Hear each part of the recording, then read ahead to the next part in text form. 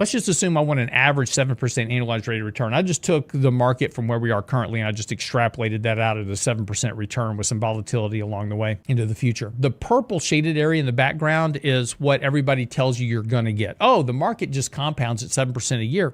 Don't worry about it. That's the compounded annual growth at 7% over time. The green is what actually occurred. The orange at the bottom is the differential between where you are in reality versus what everybody tells you you're supposed to get in the markets, because markets just compound at an annual rate. Markets do not compound. Any loss that you take destroys the value of the compounding in the market. The only thing that compounds is something that never loses money, i.e. a treasury bond, because it just pays you 10% a year. Any interest payment that you get on a bond, you get that every year, and then the bond matures at face value and you get all your money back. So that's what you get. That compounds. But anything that doesn't grow at a steady rate every single year and has the potential for loss does not compound, because as soon as you have a year of loss, it destroys the compounding effect. And importantly, losses compound downward as well. There's one final aspect to this. It's talking about the function of time. For most people, I know this is true for me, I didn't really get serious about investing until I was probably in my early 30s, because prior to that, I wasn't making enough to pay rent, those type of things. I was spending all my money just trying to make ends meet for the most part. So I wasn't really in a position financially to really start aggressively saving for retirement, investing in general, until I got into really kind of my mid 30s. And that's true for most people. So most people don't get really serious about investing until they're 35. And then you have about 30 years to retirement, and then that's where you are. So most people have about a 35-year window. So what I did is I went back and I pulled life expectancy tables going back to 1900. And we calculated the life expectancy of an investor from 30s to when they died, and assumed they invested all the way through death. They never took out any money. They just invested all the way through death. And so what we did, we went back and we looked at that historical time frame in the market versus their actual time to invest in the markets. And what you find out is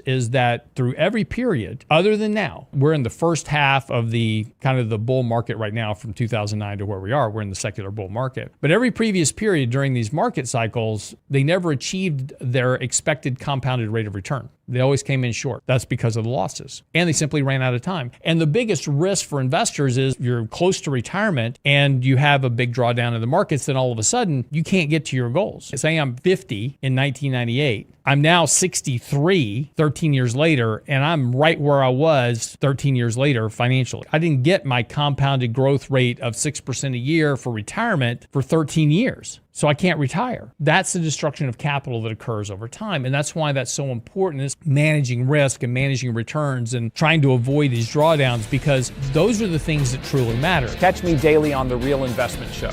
The link is in the description.